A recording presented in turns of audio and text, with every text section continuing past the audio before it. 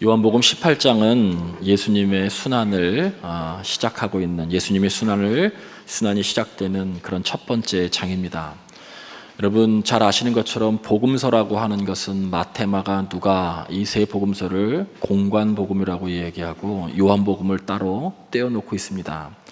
그 가장 중요한 여러 가지 이유가 있겠지만 예수님의 순환에 대한 기록, 예수님의 순환에 대한 말씀에도 보면 이 공관복음이 강조하고 있는 이 순환에 대한 기록과 요한복음이 강조하고 있는 것이 확연하게 다릅니다. 여러분 공관복음 마태, 마가, 누가, 요한복음에는 예수님께서 잡히실 때 제자들이 도망갔다고 그렇게 기록하고 있습니다. 그런데 오늘 본문 말씀에 보면 예수님께서 스스로 잡히시고 그 잡으러 온 사람들에게 내 제자들을 풀어줘라, 용납하라라고 그렇게 얘기하죠. 도망간 곳으로 그렇게 기록하고 있지 않습니다. 또 한 가지 중요한 것은 이 잡으러 온 사람들이 공관복음에는 예수님이 정확하게 누구인지 알 수 없어서 가룟 유다가 그 누군가에게 입맞춤하는 그 사람이 예수라는 것이죠. 그때 예수님을 잡게 됩니다. 그런데 오늘 요한복음에는 예수님이 당신을 스스로 드러내십니다. 누가 도대체 나사렛 예수냐라고 잡으러 온 사람들이 얘기할 때 내가 바로 나사렛 예수다, 내가 그니라라고 당신을 완전히 적극적으로 드러내시죠. 체포되시려고 작정하신 것처럼 그렇게 기록되고 있습니다.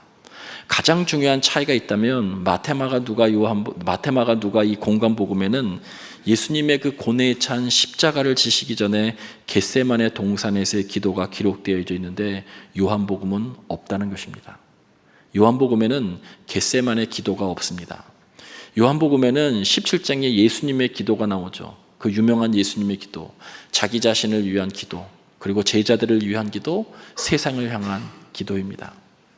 여러분 이렇게 다르다라고 하는 것은 성경이 문제 있다라고 하는 뜻이 아니고 이 공관복음이 순환기사를 통해서 강조하려고 하는 강조점과 요한복음이 강조하려고 하는 강조점이 다르다는 뜻입니다. 여러분 이 공관복음은 예수님의 고난을 아주 깊게 다루고 있습니다. 고난을 깊게 다루고 있다라고 하는 그 자체는 그만큼 인간의 죄가 깊다는 뜻입니다. 예수님의 고난, 이것이 아프고 고통스럽고 깊으면 깊을수록 그것이 결국 인간의 죄를 사하는 문제이기 때문에 예수님의 그 아픔, 그것도 대단히 깊은 것이죠. 죄가 깊다는, 인간의 죄도 깊다는 것이에요.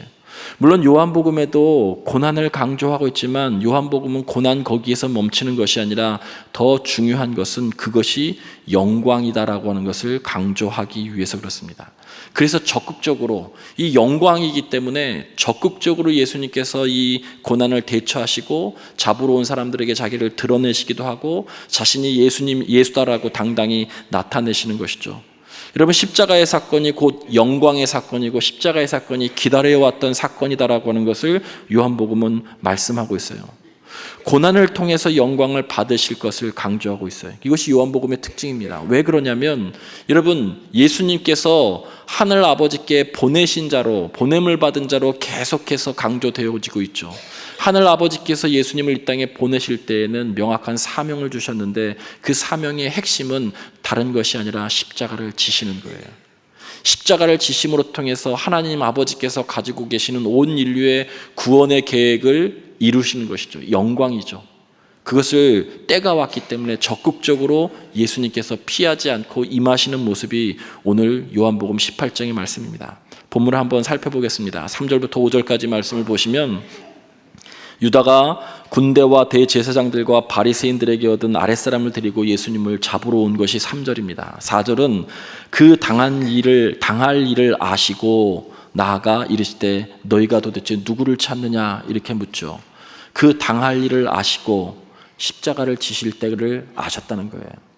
여러분 요한복음에 때가 많이 나옵니다. 몇몇 때가. 특별히 여러분이 요한복음을 시작할 때 가나의 혼인잔치의 그 때를 여러분이 기억하실 겁니다. 가나의 혼인잔치가 베풀어졌습니다. 그런데 포도주, 이 기쁨을 상징하는 포도주가 떨어졌어요. 안타깝게 여기신 예수님의 어머니 마리아가 예수님께 이야기하죠. 잔치에 포도주가 떨어졌다. 예수님은 아주 냉정하게 이야기합니다. 그게 나와 무슨 상관이 있습니까? 내 때가 아직 이르지 아니하였습니다. 내 때, 이 때가 무슨 때냐면 내가 이 세상에 궁극적으로 온 하늘 아버지께서 나를 보내신 그 사명을 감당하는 때가 지금이 아니라는 거예요. 물론 그러시면서도 예수님은 포도주를 공급해 주시죠. 여러분, 우리가 중요한 것은 인간의 필요를 채워주시는 것이 예수님, 바로 예수 그리스도의 사역인 것이 분명합니다. 그러나 궁극적인 사역은 바로 필요를 채워주는 것, 그것보다 더 중요한 인간의 영혼을 구원하는 것입니다. 인간의 죄의 문제를 해결하는 것이죠. 그때가 지금 어느 때냐면 바로 십자가를 지는 때, 바로 18장의 순환, 고난을 받는 때, 결국 오늘 그 당할 일을 아시고라고 하는 것은 하늘 아버지께서 당신을 이 땅에 보내신 사명을 완수할 때가 이제 드디어 왔다라고 하는 것이죠. 때가 됐으니까 예수님은 물러서지 않고 적극적으로 임하시는 거예요. 그래서 오늘 본문 말씀에 보면 4절에 나아가 이르시되 이렇게 하죠. 적극적으로 잡으러 오는 사람 앞으로 나갔다는 거예요. 그들 앞에 나가서 도대체 너희들이 누구를 찾느냐라고 이야기하니까 나사렛 예수를 찾는다. 그랬더니 예수님께서 내가 그니라, 내가 나사렛 예수다, 너희들이 잡으러 온 내가 그다라고 지금 말씀하고 있죠. 자발적으로 체포를 당하시는 것처럼 보입니다.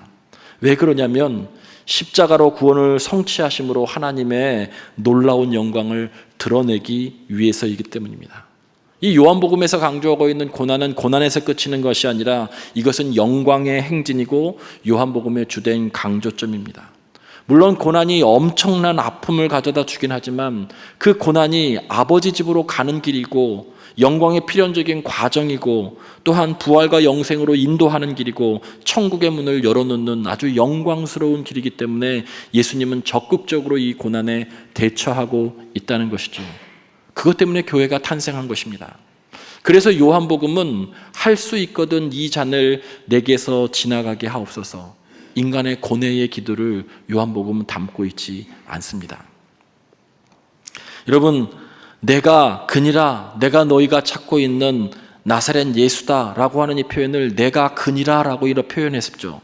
그랬더니 6절에 그들이 물러가서 땅에 엎드려지는지라. 여러분, 이 말씀 속에 여러분이 구약의 어떠한 사건들을 연상하실 수 있어야 됩니다. 내가 그니라. 요한복음에는 7개의 예수님의 자기 선언을, 자기 계시를 말씀하고 있죠. 내가 세상의 빛이다, 내가 생명의 빛이다, 내가 생명의 떡이다, 내가 선한 목자다, 양의 문이다, 나는 포도나무다, 나는 길과 진리와 생명이다, 나는 부활의 영생이다. 예수님께서 이 땅에 오셔서 자기를 드러내신, 자기 사명을 드러내신 것을 7가지로 설명하고 있어요. 여러분, 이 7가지의 총합이 뭐냐면 내가 그니라 라고 하는 거예요. 내가 그니라 라고 이야기하니까 6절에 이상한 일이 일어나요. 그들이 물러가서 땅에 엎드려지느니라.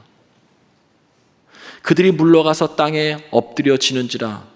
여러분, 쉬운 성경은 너무 좀 과하게 설명했지만 깜짝 놀라서 뒤로 나자빠졌다라고 하는 뜻이에요. 출애굽기 3장과 4장은 모세가 하나님 앞에 소명을 받는 장입니다. 내 백성 이스라엘을 애굽에서 구원하여 내서 가나안으로 인도해라. 할 수 없습니다. 여러 가지 이유로 거절하죠. 그때 하나님께서 지팡이가 뱀이 되게 하시고 그의 손을 나병이 읽게 하셔서 다시 회복시켜 주시고, 그리고 더 나아가서 그에게 분명한 소명을 인식시켜 주시죠. 여러분, 그때 모세가 하나님의 음성을 들으면서 가장 중요한 음성은 뭐냐면 하나님이 당신을 모세 앞에 드러낼 때 나는 스스로 있는 자다. 이 말은 나는 여호와다라고 하는 뜻이죠. 여러분, 나는 여호와다라고 한 뜻 안에는 3가지가 담겨져 있는데 나는 창조주다라고 하는 뜻이에요. 나는 이 역사를, 이 땅의 역사를 주관하는 사람이다, 주관한 자다라고 하는 뜻이죠. 또 한 가지는 너의 삶의 주인이 나다라는, 이 3가지를 다 담고 있는 것이 나는 여호와다, 스스로 있는 자다라는 뜻이에요. 여러분, 그럴 때 그 얘기를 듣고 그 소명 앞에서 모세는 이제 작정하게 되죠. 내가 이 소명을 감당해야 되겠구나. 이 소명을 감당하는 첫 번째 했었던 일이 뭐냐면 이스라엘의 장로들을 불러서 하나님이 내게 찾아와서 당신이 여호와라고 이야기하고 내가 거부하고 거절했었을 때 하나님께서 내게 베풀어 주셨던 기적을 설명하고 하나님이 여전히 이스라엘 백성들을 돌보시고 가나안 땅으로 인도하실 것이라고 하는 것을 장로들에게 설명해요. 여러분, 그것이 4장 후반절 맨 마지막 절이에요. 자, PPT를 한번 보시면서 함께 읽습니다. 여러분, 함께 한 목소리로 합독합니다. 시작.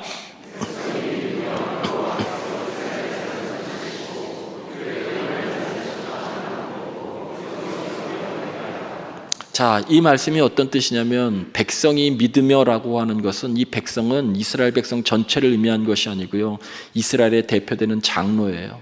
장로들을 불러서 하나님이 자신에게, 모세에게 행하셨던 일을 설명하니까 백성들이 믿었다는 거예요. 그리고 하나님이 무슨 말씀을 하셨느냐? 하나님이 이스라엘 백성들을 찾으시고 고난 가운데 있는 이스라엘을 외면하지 않으시고 살피신다는 거예요.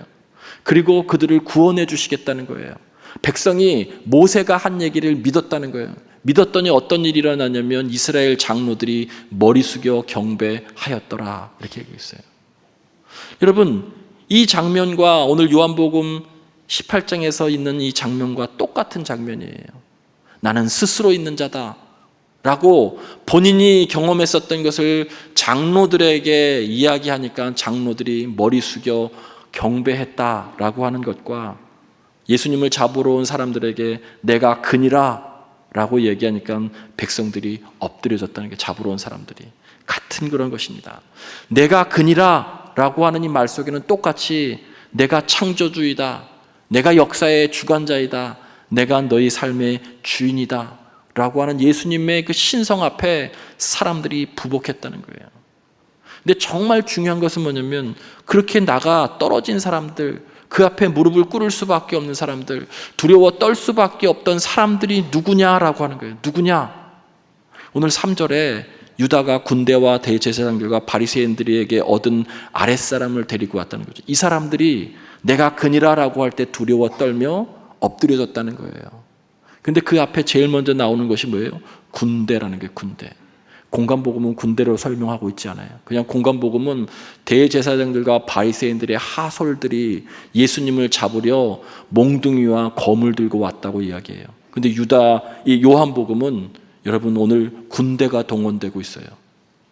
내가 그니라 라고 이야기하자 군대가 그만 그 앞에 무릎을 꿇고 나가 떨어졌다는 거예요. 예수님을 잡으러 온 이 군대라고 하는 이 3절의 헬라어의 원어는 스페이라라고 하는 단어를 쓰는데 군단이라는 거예요. 6천 명 정도 되는 그 군단, 힘이 강력한 그런 로마의 최강의 군단을 의미하는 것이죠.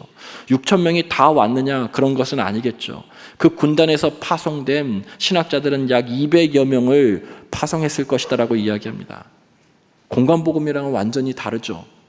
여러분, 이 군대까지 동원한 이유는 뭐냐면, 예수님의 그 예수운동이 온 열방 가운데 사회적인 파장이 많이 지금 일어나고 있기 때문에 그래요.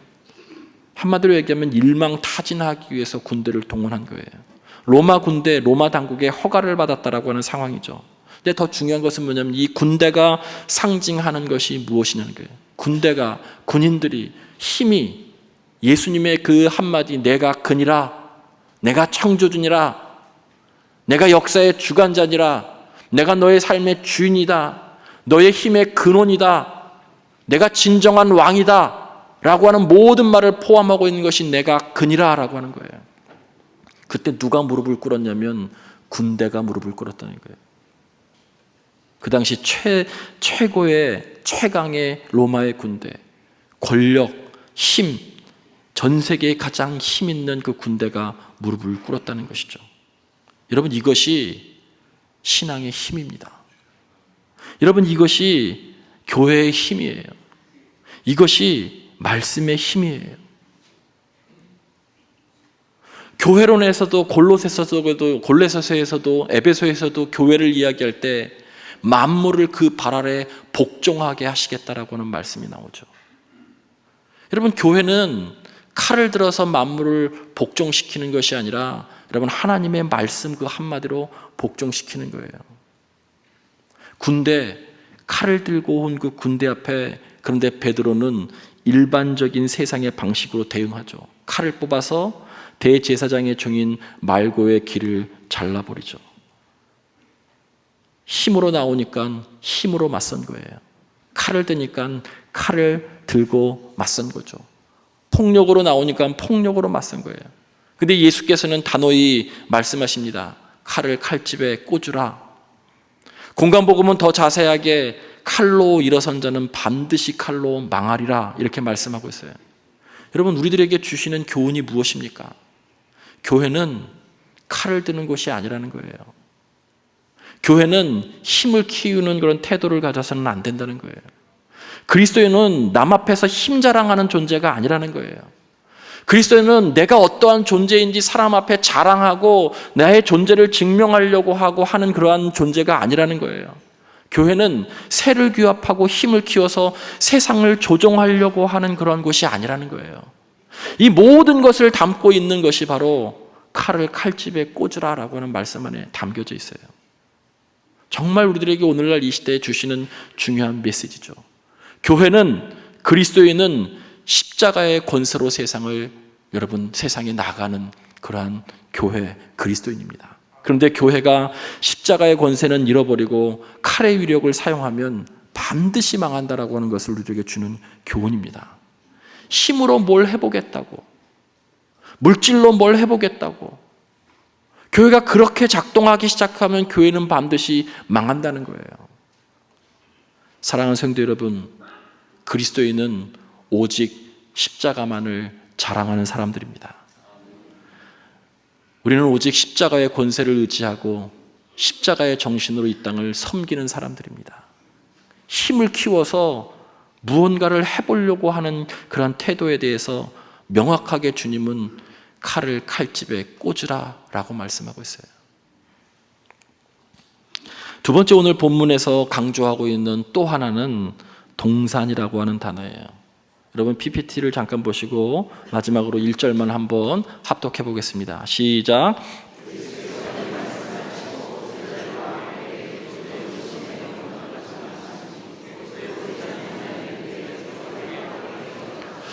여러분, 여기 나와 있는 동산은 겟세마네 동산이에요. 마태, 마가, 누가복음은 겟세마네 동산이라고 명확하게 설명하고 있는데 여기서는 그냥 동산이라고 이야기하고 있어요. 기록한 저자인 사도 요한은 이 동산을 통해서 우리들에게 무언가 메시지를 하나 분명히 주고 있어요. 여러분, 기드론 시내는 예루살렘 성전 동쪽에 있는 골짜기 그 건너편에 겟세마네 동산이 있어요. 예수님의 순환이 시작된 장소이죠. 요한복음은 그런데 겟세마네 동산이라고 정확하게 말하지 않고 있지만 우리는 대부분 성경을 잘 읽어보면 이것이 겟세마네 동산이라고 인식합니다. 겟세마네라고 하는 뜻은 기름틀이라는 거예요. 여러분, 꽉 짜서 기름을 짜내는 것이죠. 감람나무가 무성했던 그곳에 여러분 동산에서 기름을 짜는 일이 빈번했기 때문에 명명된 거예요. 예수님이 거기서 고난을 받기 시작하셨다라고 하는 그 상징적인 의미는 온 인류의 죄를 기름틀에 통과한 것처럼 당신의 살과 피를 다 짜내시도록 고난을 받으셨다라고 하는 그런 의미가 있는 거예요. 그런데 오늘 본문은 그것보다도 동산을 강조하고 있어요. 동산. 여러분, 이 동산에 있었던 일과 상징들을 잘 살펴보면 여러분 이 동산이 왜 이렇게 강조되었는지를 알 수 있을 거예요. 첫 번째는 그 동산에 제자들과 함께 들어가시니, 제자들과 함께라고 하는 이 표현을 두 번에 걸쳐서 강조하고 있어요. 제자들과 주님과 함께 있었던 곳이라는 거예요. 그리고 그곳은 가끔 예수께서 제자들과 모이신 곳이었어요. 근데 거기에 누구도 이절이 있었냐면 예수를 파는 유다도 있는 그곳을 알더라는 게, 유다도 거기에 있었다는 거예요. 그 장소를 알았다는 것은. 여러분, 무엇을 상징하고 있냐면 바로 에덴 동산을 연상시키기 위해서 그래요. 하나님과 창조주와 피조물이 죄가 들어오기 전에 사랑의 교제를 나누었었던 곳, 에덴 동산. 그곳에 우리는 하나님과 함께 있었었죠. 그런데 거기에 사단도 있어서 결국 하와와 아담을 깨워서 죄가 그 에덴 동산에 들어옴으로 통해서 에덴 상실해버렸죠. 에덴의 뜻은 기쁨, 희락이라는 뜻이에요. 죄가 결국 에덴 동산으로부터 들어오면서 죄와 죽음이 인류에 유입되게 됐고 우리들에게 있어서의 진정한 기쁨이 상실된 것이죠. 요한복음 18장 이 동산에도 여러분 유독 이렇게 표현할 이유가 없음에도 불구하고 유다가 함께 거기에 있었고 그 장소를 알았다라고 설명하고 있는 것은 에덴 동산에 마귀가 있었던 것처럼 유다도 거기에 있었다. 13장 1절과 2절에 예수를 팔 마음을 넣을 유다라고 이렇게 설명하고 있죠. 이 동산과 에덴 동산을 연상시키기 위해서 그래요. 창세기 1장과 2장은 온통 주어가 여호와 하나님이에요. 시작부터. 태초에 하나님이 천지를 창조하시니라. 주어가 하나님이시죠. 여호와 하나님께서 사람을 지으시고 여호와 아버지 하나님께서 천지를 창조하시고 여호와 아버지 하나님께서 에덴 동산을 창조하시고 여호와 아버지 하나님께서 그곳에 사람을 주셔서 경작하게 하셨고 여호와 아버지 하나님께서 그곳에 강도 주시고 그곳에 각종 유실수도 주어서 아름답고 보기 좋게 하셔서 그것을 인간이 마음껏 누리게 하셨다는 거예요. 마음껏 누리게. 그런데 단 하나, 선악을 알게 하는 나무는 절대 먹지 말라. 먹는 날에는 반드시 죽으리라.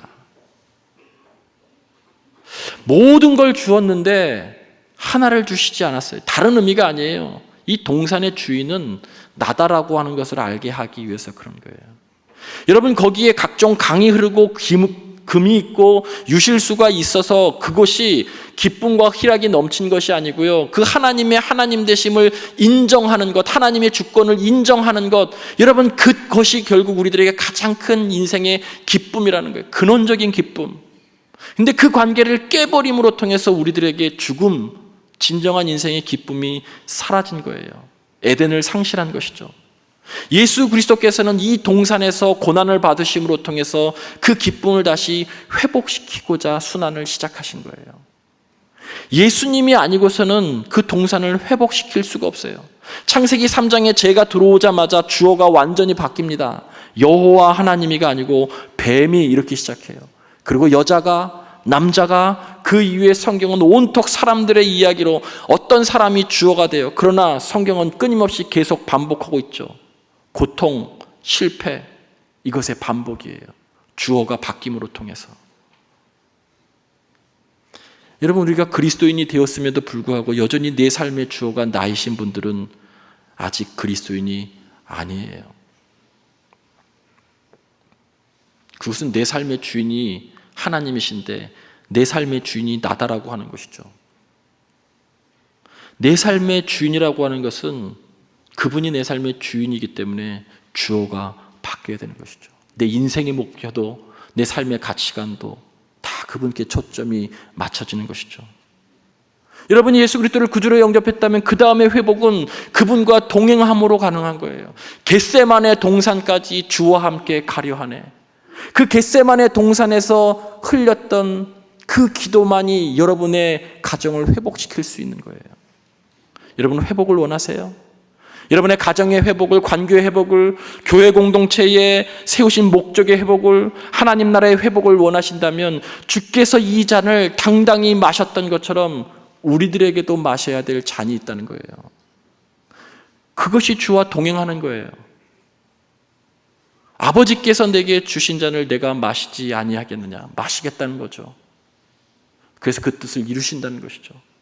그러면 우리도 회복을 원한다면 여러분, 우리도 주께서 마신 그 잔을 우리도 마셔야 가정에서, 관계 속에서, 교회 속에서 회복이 일어나는 거예요. 칼을 내려놓고, 힘을 내려놓고, 경험도 내 힘이에요. 계획도 내 힘이에요. 내가 가지고 있는 그 어떤 것도 힘이에요. 그것을 주장하기 때문에 가정이 어려운 거예요. 그것을 주장하기 때문에 여러분, 교회가 어려운 거예요. 그것을 주장하기 때문에 이 나라 이 민족이 어려운 거예요. 칼로는 결코 에덴을 회복할 수 없습니다. 십자가와 기도만이, 주와 함께함만이 에덴을 회복할 수 있을 줄 믿습니다.